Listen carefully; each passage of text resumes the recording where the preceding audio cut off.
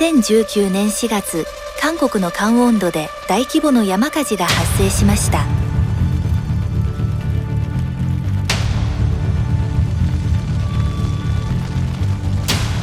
火事が抑えきれずに燃え広がり、ヨイド公園の約2倍にあたる525ヘクタールの土地が焼き尽くされ、その結果、1300人もの住民が住まいを失いました。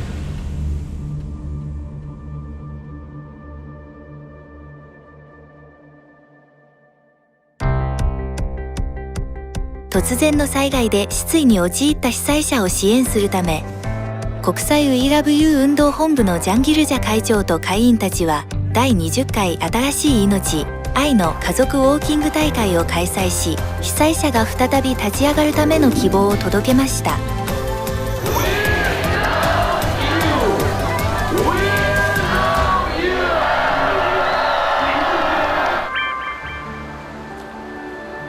2019年12月、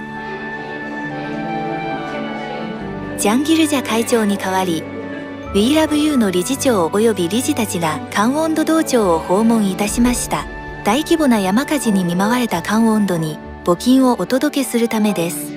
연말에좋은소식주셔서다시한번감사말씀드리고저희 지금 복구 중인 주민들에게는 아주 큰 위로가 될 것이라고 생각합니다. 고맙습니다. 고맙습니다.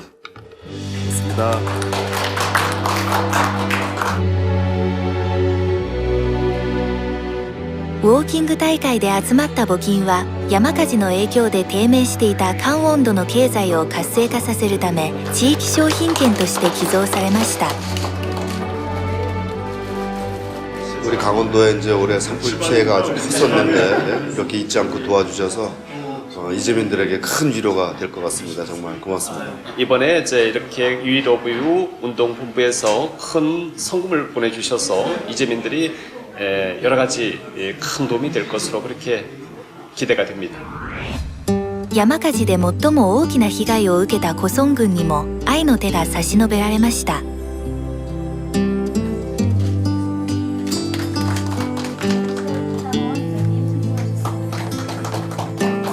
정말 고성군도 이렇게 산불이 난 지도 몇 개월 지났는데 관심을 가져주셔서 정말 감사드리고요. 저희들 행정에서도 열심히 후원해 주신 그 기대에 어긋나지 않도록 최선을 다해서 이재민 분들이 빨리 그 생업에 종사할 수 있도록 최선을 다하겠습니다.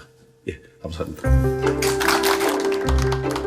地元の年配の方々は、カンウォンドの山火事の影響で経済が停滞していることは非常に深刻な問題だとおっしゃっていました。そのような状況の中で We Love You の地域商品券は大きな助けとなりました。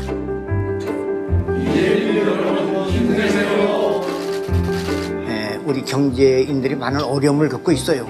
근데 이런 상품권으로 인해 가지고 이곳에서 소상공인들에게 많은 도움과 위로가 되고 더 힘을 얻지 않을까 이렇게 생각을 합니다.